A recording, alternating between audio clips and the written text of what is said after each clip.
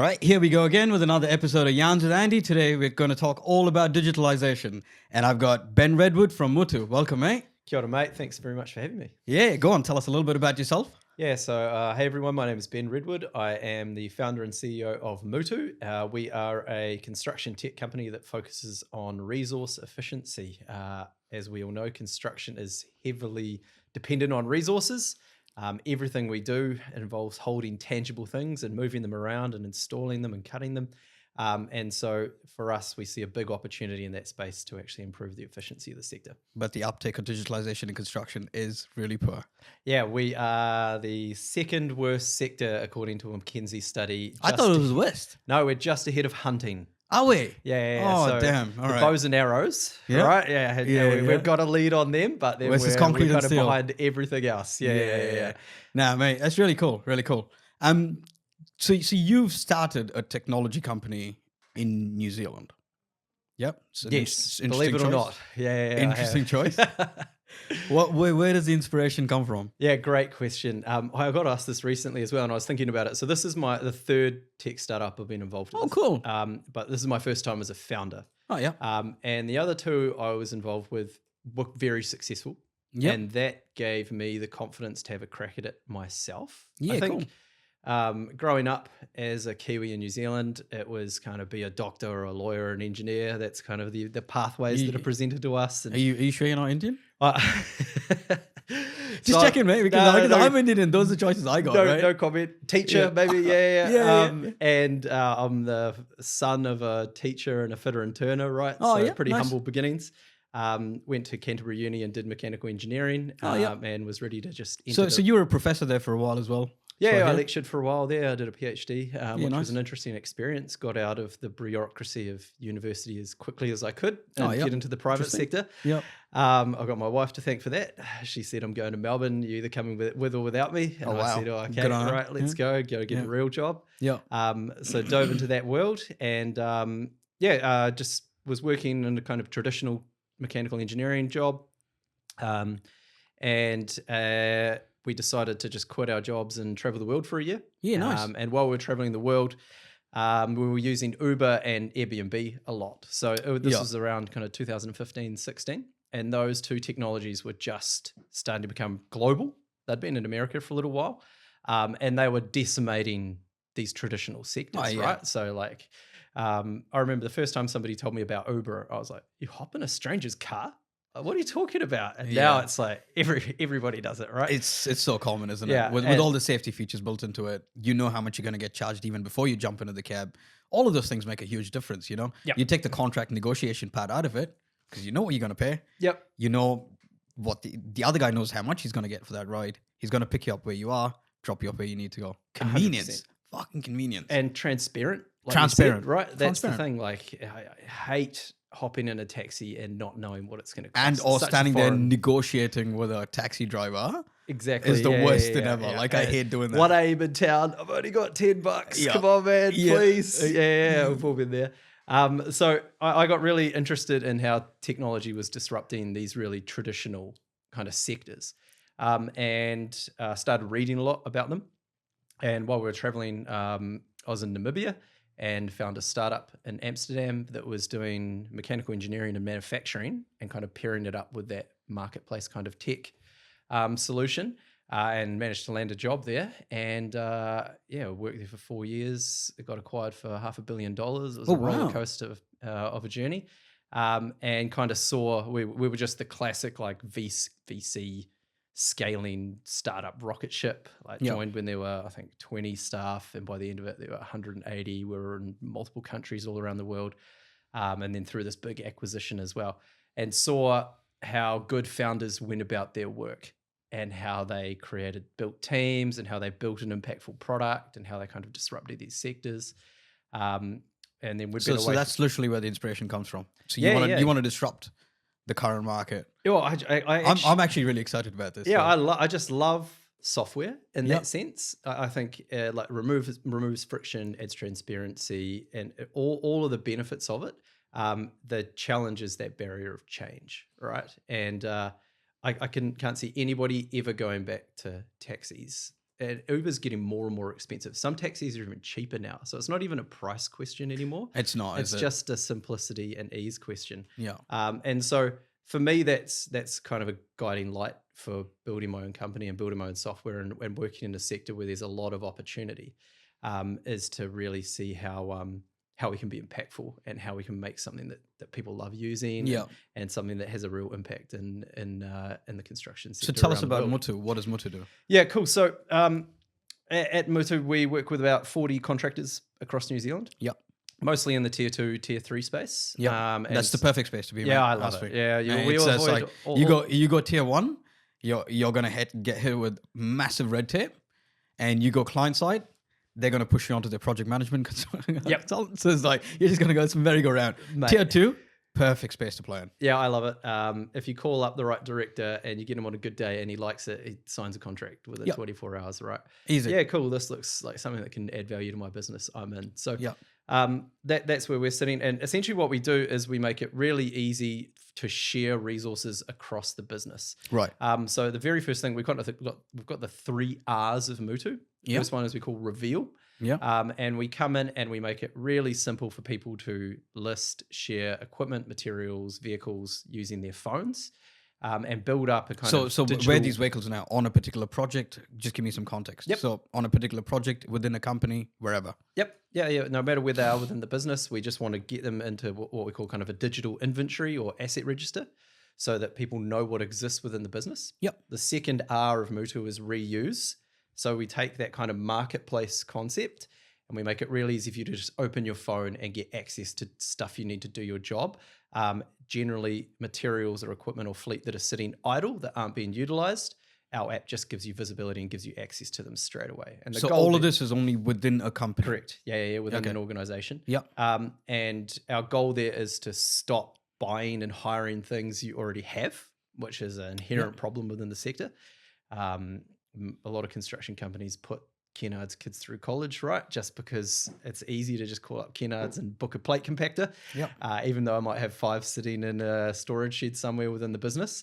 And also to keep waste out of landfill. So if I've got something I no longer need, let's say a material, rather than discarding it, can I find a reuse opportunity within my business to repurpose it? Yep. And then the third R of Motu is about report. And on the report side, we give data insights into these activities. So we can tell you the utilization of your equipment. We can tell you procurement costs saved across the business. We can tell you waste redirected from landfill and convert that into carbon emissions redirected from landfill. We can tell you disposal costs saved. And all these metrics then build up, and our clients use them to present, our customers use them to present to their clients, to use in the tendering process, to contribute towards their climate plans, to maintain certification for organizations like Toitu, or to get ISO standards that relate to efficiencies and tracking within the business. So in summary, you're a very sustainable app that helps reduce waste, reuse what you've got, and report effectively. Mate, you're looking for a job. Yeah? You hiring? Yeah. So He said yeah. Or, You got like, on camera, mate. the number one rule that I learned from some founders: if good people come along, you hire them, right? You make room. So in that sense, yeah, we're really about we use the term resource quite ambiguously. Yeah. But our customers you wouldn't believe what we have on our app. Like we've got fuel cards up to 40-ton diggers and everything in the construction sector that lives in between.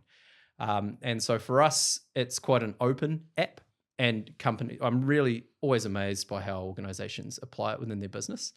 And where we fit really well is where organizations already have some sharing reuse behaviors that exist. And we just softwareize that, right? Yeah, so we right. make it easier than email and text, and we give you the data out of that as well. And that's why directors are signing up, and that's why operations managers are joining, because we take that friction out of kind of those requests in that process. We centralize them all in one process and we report on it. That's really cool, mate. That's really cool. So Ben, you've launched Motu, which is quite cool. So just remind me again, when did you launch Motu? How long has it been? Yeah, we're about just under 2 years old. 2 years? Yeah. right. Originally, we started as a kind of app for everyone. Yep. And the goal was that organizations could share things they no longer needed. Yep. And quickly found out that that's hard.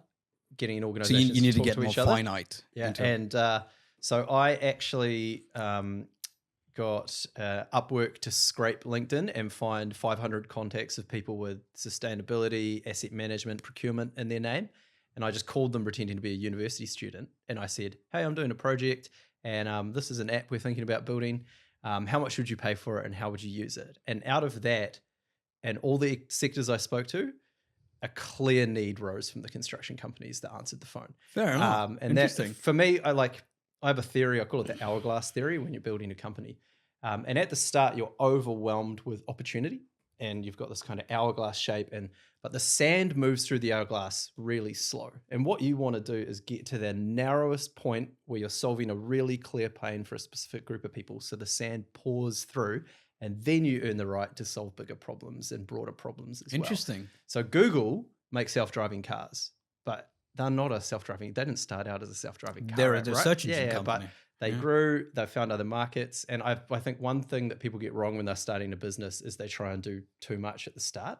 And I think if you just keep that hourglass mindset, getting to that narrow point, really specific, solving a goal. Because for us, it's really straightforward. It's construction company, multiple sites, owns equipment and materials. So they're the main contractor, have around kind of more than 80 staff and have requirements to do sustainability reporting either from their clients or an internal climate plan. Yeah. But it's taken us 2 years to get to that really specific ideal customer profile. Yeah. And that lets us be really targeted with our marketing and really targeted with our messaging and building a bit of FOMO in that community.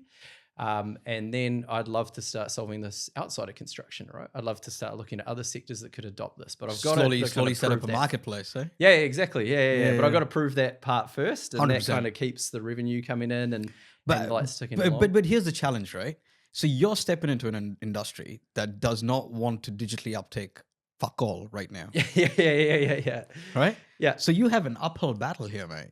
Like, the way I see it, from my perspective, I'm just going, you've entered an industry that just goes, still takes notes on the back of their palm. I've seen it. Yep. Up until very recently, I've seen it. It's like, it's, I'm not saying that's necessarily bad. You want to take a note and that's the question, take it. But I'm saying the digital uptake or the connectivity between different apps doesn't exist. Yeah. I think the company I used to work in previously during COVID actually did a stock take on the number of softwares that they had. Yeah. Just within the organization. I mean, I'll do you one better than notes on the back of a hand. Yeah. We have a user, a yard manager, who has an iPad with Motu on it. Yeah. And he screenshots it and prints it off and takes it to site. So even though it would be easier for him to just Open enter everything straight on the touch screen, that's the way he wants to work, right? That's and crazy. So, like when I started this, I had this really romantic idea about how I wanted people to use the app, and I was quite rigid in my thinking about it. Was a really linear way of something to get listed. People claim it this way, we report on it, and I've quickly learned that you're better to build something that's a bit more flexible and fitting into people's processes rather than expecting them to follow yours. And so, even though this guy, Mate, they don't even follow their own processes. What makes you think they'll believe your processes? Well, people have a process, whether it's right or wrong. Oh, yeah. It's still their process, and, right? and they still don't even follow that. And so even what if makes it's you not think they'll follow your process? Yeah, exactly. Yeah. So it's like, well, probably the right chain of thought. I had to learn this, right? Yeah. Often construction companies don't have kind of software implementation teams. Yeah. Right. It's like whoever draws the short straw is going to have to be responsible for this and roll it out across the company. Yeah. And so, I think the key thing though is for the guy who screenshots his iPad, prints it off, takes it to site, he still comes back and then puts the information back into Motu. And so even though that's a crazy way of doing it, we're still getting the end result, whether it's efficient or not. Yeah. It's not, but that's the way that he wants to work. And we've had to build an app that facilitates him using like that. And there's countless examples of that with the companies that we work with, where it's actually the end product that's important. And trying to change these processes and get people really efficient. Yeah. That's a much longer term thing that we need to do working. Can I ask you, how are you finding navigating Motu around the construction industry? Is it easy? Is it hard? Is it can you define what you mean by navigating? How the uptick that people are how are they using Motu? How are you selling it? Yep. Is it easy for you to sell product out there? Is it challenging? What are some of the challenges that you're facing out there? Yeah. I mean, it's Probably didn't phrase that question really no, well. I know but what you mean though. Yeah. yeah. So it's been hard for the last 6 months in particular. Yeah, it's been- I mean that's because yeah. the market's dead. The interest rates are fucking at 8%. Yeah, so and here there's we like go. spending freezes, very public liquidations going on Yeah. with businesses. So that certainly made things harder. But as we see with all of these kind of cycles, the best companies survive through them, and the best companies kind of are there at the end of it all, and we trim away some of the fat, particularly in the sector where everyone was just stuffing their bellies full through COVID, and when interest rates were low and there was lots of work on and a lot of bad practices coming through. And so we've actually found that the best companies that we engage with are the ones that value that extra 10, 20% that they can get out of their businesses. So if people won't buy it if they don't see value in it, right? 100%. It's pretty straightforward and pretty simple. Yeah. So I mean, I'm a small business owner too. Like if I don't see value in a software, that why would I actually pay money for the software? I wouldn't. Yeah. So I actually have a basic concept when I buy software. Go on. Yeah. So when I buy software, it has to do one or two things for me. Either has to save me time, or it has to make me money.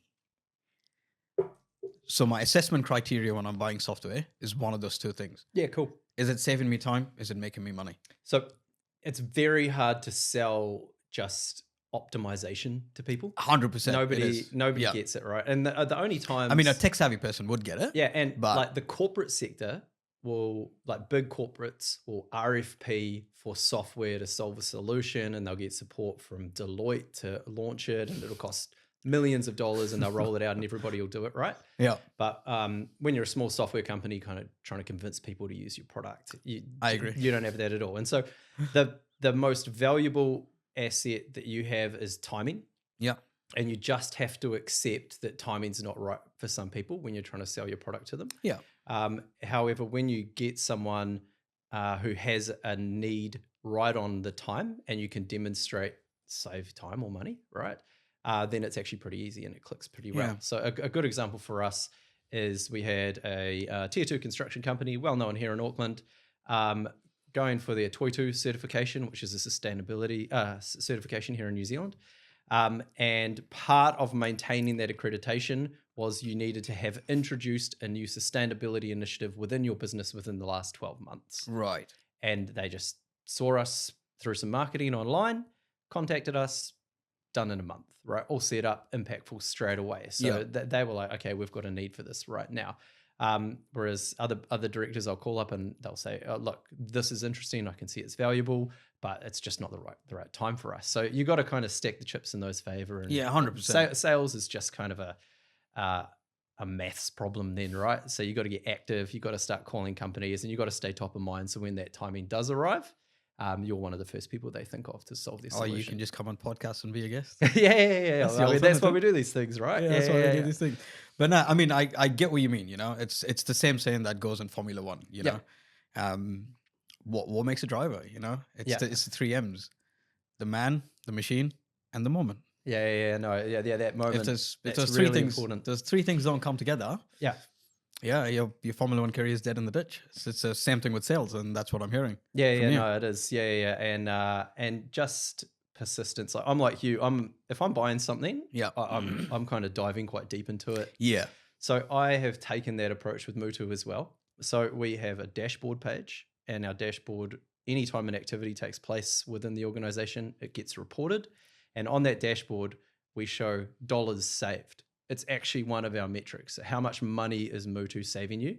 And that's the way that we justify paying our costs. Yeah, nice. And then now we're really confident in what our product can do. We can put a guarantee next to that dollar. So now we can say, we guarantee we'll save you our costs within 12 months, or we will refund your subscription.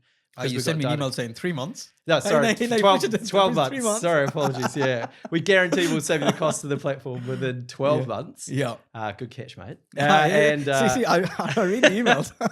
Well, actually, 83 days is what on you said, I average. think. 83 days is Yeah, our see? payback 83 period. days. Yeah.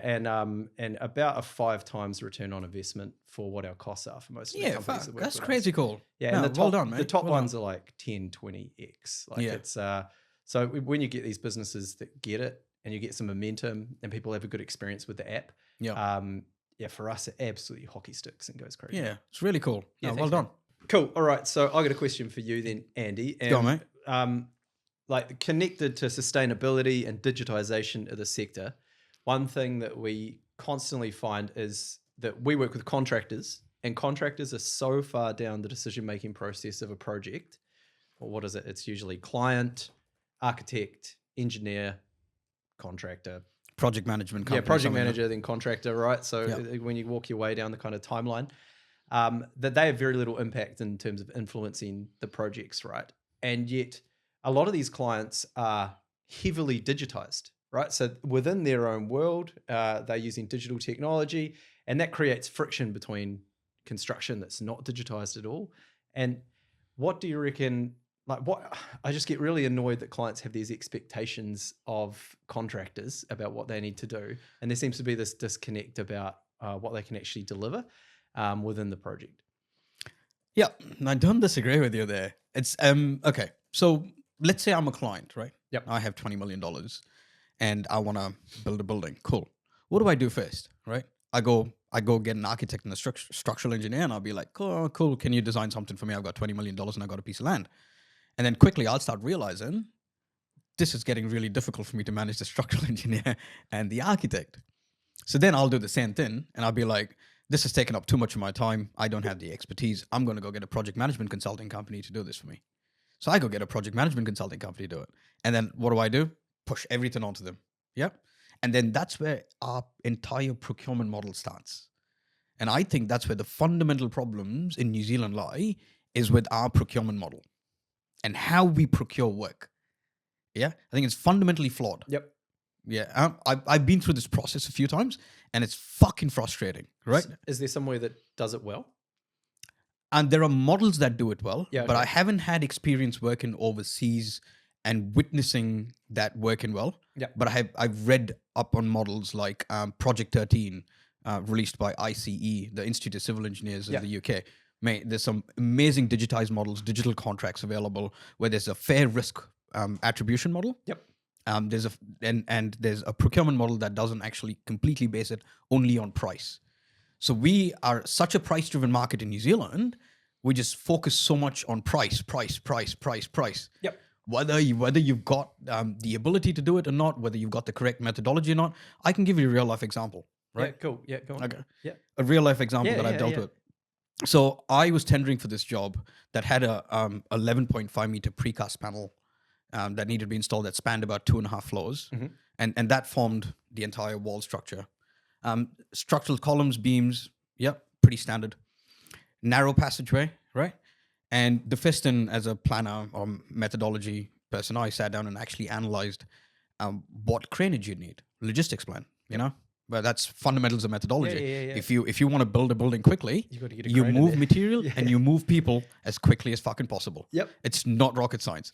The Egyptians proved that. Yeah. Right? And you just follow the same concept, right? So I start with the logistics plan, and went, that's 11.5 meter panel. That's the longest panel that'll actually fit on a truck, right? There's a small, tiny car park, and there's a narrow passageway with a heritage building in the corner. Okay? Yeah. Cool. So immediately I went, there's no laydown area, no mobile craneage. Fuck it. You have to install a tower crane. Yeah. Yeah? Like, just the weight of that panel, you need a What did it 250 weigh? ton. I can't remember the exact weight, but I know you would have needed a 250 ton mobile crane to lift it. What? Yeah. Okay.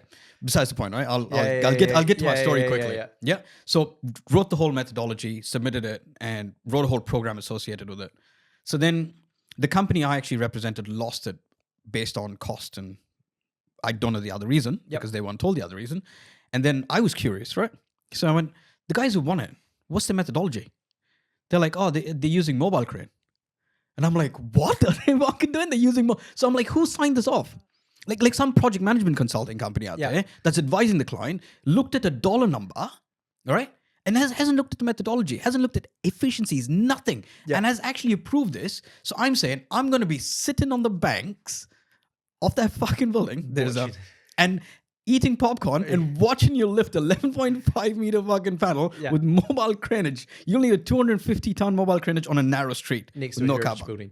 Next to a heritage building. Wow. Yeah. And I'm like, so this is the quality that we're dealing with here in New Zealand. See, I know this is a one-off example, but this is a real life example that I've actually gone through. Yeah. So we really need to look at how we procure work in New Zealand. Yeah. And that is where the fundamentals come into play. Do the clients need to get more involved? Yes. But how do we get them more involved, right? We have all of these project management companies out there turning around and actually making a living by turning around and telling the clients that the wolves are at your door, which are the main contractors. Yeah. All right. All of them have offices that overlook the Sky Tower. Yeah. Right. So how do you compete in that market? So I've openly said this before. As a project management consulting company, what real value do you add? Where's the value? Are you taking information from one place and passing it to the other? Are you taking information from the designer, sending it to the main contractor? Yeah. And you're trying to manage the cost. You're not really managing the cost. Like if a cost blows out, you're going to say, oh, no, it's the designer's fault. Oh, no, the contractor fucked up. Oh, Mr. Client, fire him. Yeah. Like, why do I need a person to do that? Like, where's that value proposition on there, right? That's one of the multiple problems, right? Yeah. And then based on their advice, we actually procure only based on cost. We come down to bare fundamentals, right? So as a project management company, they don't hold any risk. They hold none. Yeah. They're literally there passing the buck from one person to the other and saying, who can I push the risk onto that'll not fight back with me? So in this whole world that we live in, where, like, I don't know, am I answering your question? Yeah, well, like, where's the incentive for the sector to do better then? There's none. Yeah, exactly. There's none. That's my problem. There's absolutely none. Yeah. Right. As an engineer to the contract, see, let's take basic terms, right? As an engineer to the contract, who pays the engineer to the contract's bills? The client. So let's say I come to work for you, mate. Yeah. As a consultant, you pay my bills. You have a squabble with somebody else. Who do you think I'm going to support there? Yeah, the person. You pay my bills. Yeah, of course, I'm going to fucking support you. Like, I'm not going to support the other guy and you pay my bills. Yeah, like that'd be stupidity. So it's like the scales are tipped. The scales are unbalanced. Yep. Right? So the engineer to the contract's bills are completely paid for by the client. In most cases, I'm not saying in all cases. There are some contracts where it's 50-50. Yep. But if it's paid for by one party, I'm a construction company. I've already lost. I've already lost even before I signed the fucking contract. I'm going to get screwed over at some point or the other. Yeah, exactly. Yeah, so I'm like, so our setup, the way we procure work, the way we actually, NZ3910 as a fundamental, is just all flawed. And that's my honest, humble opinion. Yeah. Like, no, I agree. Yeah, I know that might be quite open and honest about a lot of things there. But no, bring it on. We've got to get change, right? 100%. See, and the construction accords were meant to have changed this. Yeah, it's fair to hold them accountable because in the 4 years, all the construction accords did was literally do a language review on 3910. 4 years. Don't get me started on them. Okay. Yeah. But I'm saying there's bodies implemented to influence positive change. There's none happening, right? And out of frustration is where I've actually started this podcast. Yeah. And I've had 50 episodes talking about all of these different challenges with different people. Yeah. Constantly. And I've gone 50 episodes. Have I influenced change? I have no fucking idea.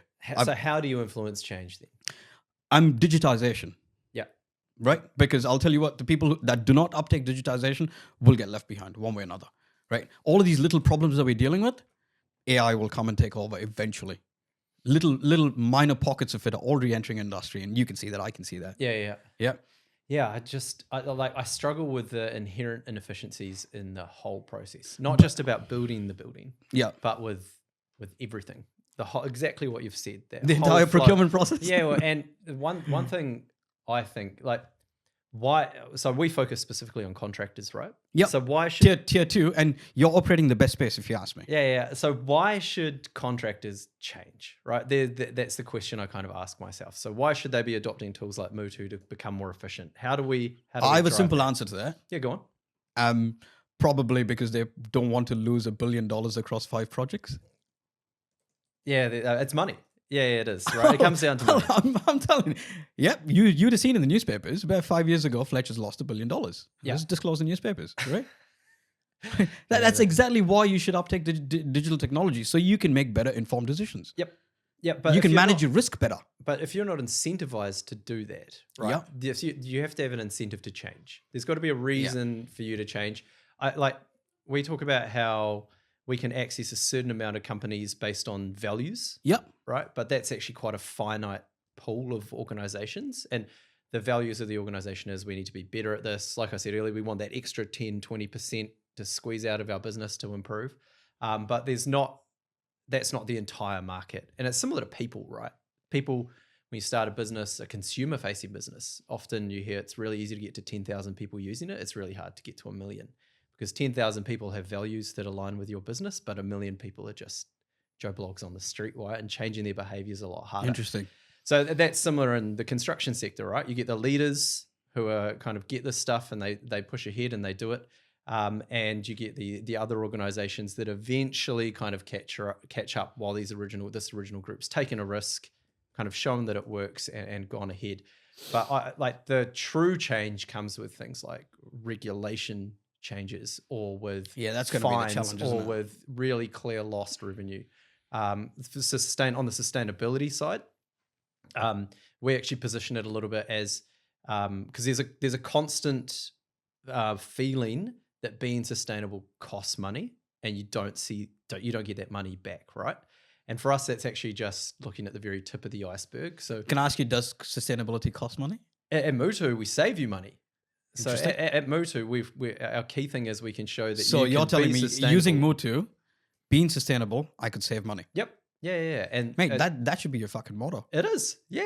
Go to our website. It's You one of should our main things. You should literally start this conversation with that fucking tagline then. Because You know? the key thing for us is, so if you'd asked me 12 months ago what we are, I would have said we're a sustainability startup. Yeah. Now, and I was contacting sustainability managers and team members in construction companies to say, hey, we'll give you sustainability data to contribute towards your climate plans and to put in tenders to help you win work.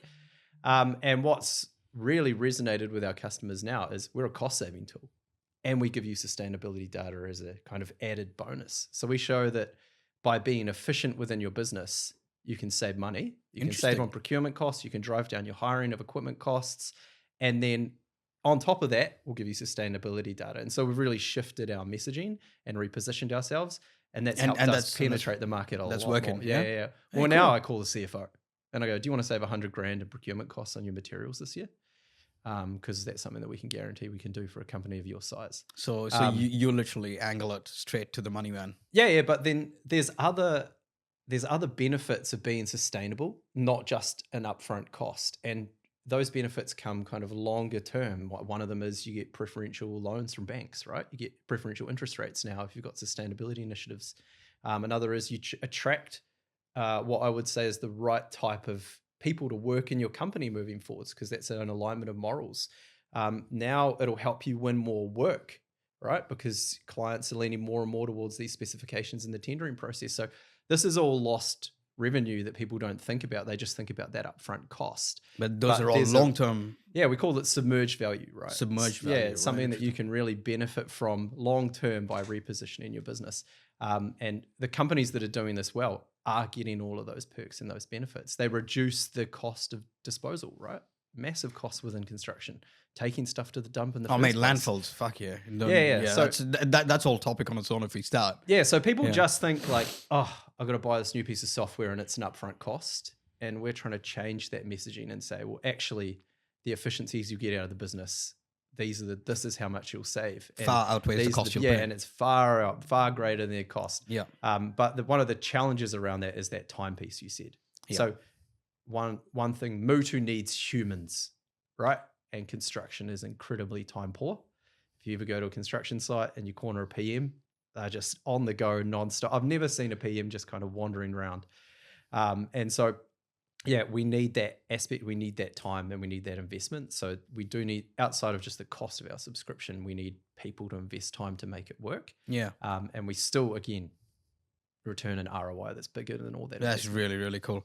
I know we started with the whole clients and I got a little animated about that. Yeah. No. But no, I'm really passionate about the industry and I want to influence step change. Yeah, me too. Like I'm extremely passionate about that. And the clients suffer. And the clients and the problem is they don't realize that. Yeah, well, there's a little bit of a culture of, oh, if this is going to cost too much, I'll just charge it back to the client, right? It just goes back to the client. It's not a cost that I wear. It's just a cost the client's going to have to wear, and I'll just go into some tough negotiations about variations, and we'll pull and push a little bit, and maybe I'll come away with a little bit extra cash. It's fucking dog eat dog, man. So it's the current world we live in. Ben, so we've spoken a lot about construction, a lot about Motu, a lot about digitalization. Yep. I want to talk about you now, mate. Cool. Yep.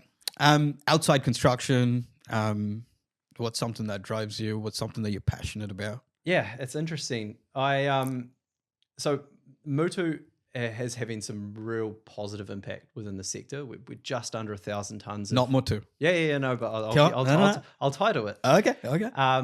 And we've done just under 1,000 tons of construction waste kept out of landfill, and we've got some really cool metrics, right? And this is my first job where I am really proud of what I'm doing. Like, it gives me a lot of purpose, and I think about why that's important to me. So I've got 2 boys, 4 and 6 years old. Oh, cool. And my 6-year-old harasses me when I drive the car. He's like, "Dad, do we have to drive the car? Can we just walk?" And I'm like, "Oh, just get in the car already, right?" And so this generation coming through are way more aware of this type of thing.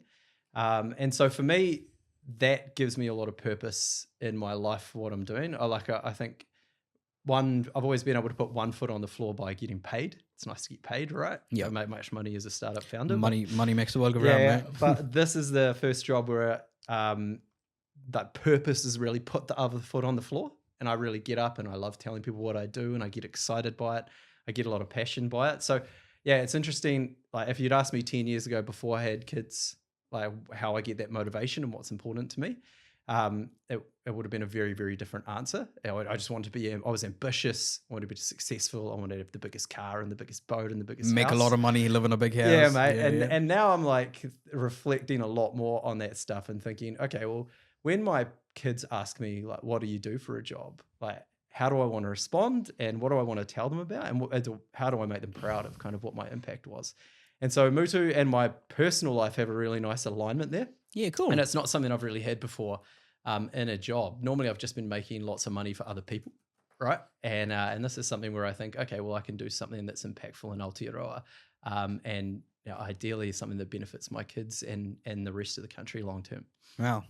That's really powerful. I'm really glad that you found something that, something you're passionate about professionally and personally, Yeah. Not many people find that. No, it's a really interesting mix I've never had. Yeah. Right? It's always been very kind of corporate work, get in the numbers, get revenue up, those type of things. And this time I'm a little bit more kind of probably not laid back, but just it's given me a different focus and a different purpose, and that's been a really fun mix for me, and it's given me a different type of energy I've never had in my professional life before. Yeah, that's really cool, because even when I started strategic planning, I was like, it was never about the money for me. Yeah, like I knew if I did the fundamentals well, if I did the right things well, and if I added value to organizations and or solved critical problems, I'll make money.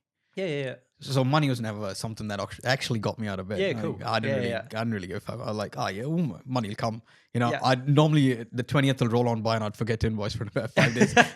And suddenly I'd be like, oh shit, I can get my invoices in. Yeah, nah, that's happened too in the past. I've totally forgotten about it, because it's like, and I think I found that a little bit of strategic planning as well, exactly what you're talking about. It's like, wake up in the morning.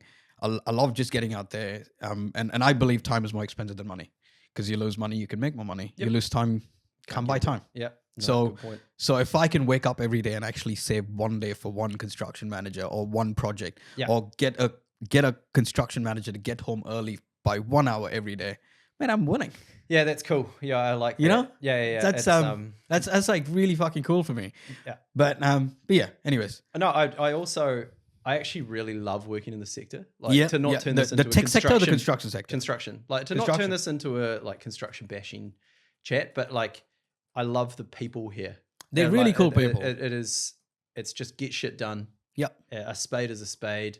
Come to some offices and people are like, hey Ben, come grab a beer and have a chat. Like, pretty sure. Having worked in a bunch of sectors in my career, it's very unique like that. And I think that's part I really, really enjoy. And it's really cool too. You're building tangible shit. Yeah. You know, you could look back in 50 years and say, that was part of that project, buddy. Yeah. You know? Yeah, I think like no misconceptions, as you know, it's hard.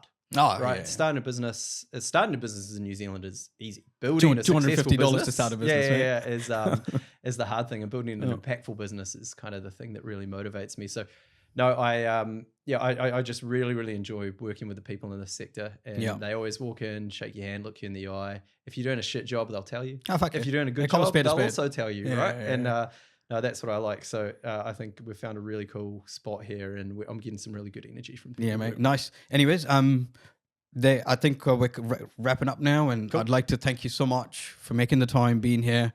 I'd like to wish you all the best in Motu, mate. Like, I wish you all the success, and if there's opportunities we can collaborate, I'll be open to it. Keen as, mate. Thanks so much for the opportunity, and looking forward to seeing when this is live. Yeah, cheers, mate. Legend. Cheers, Andy.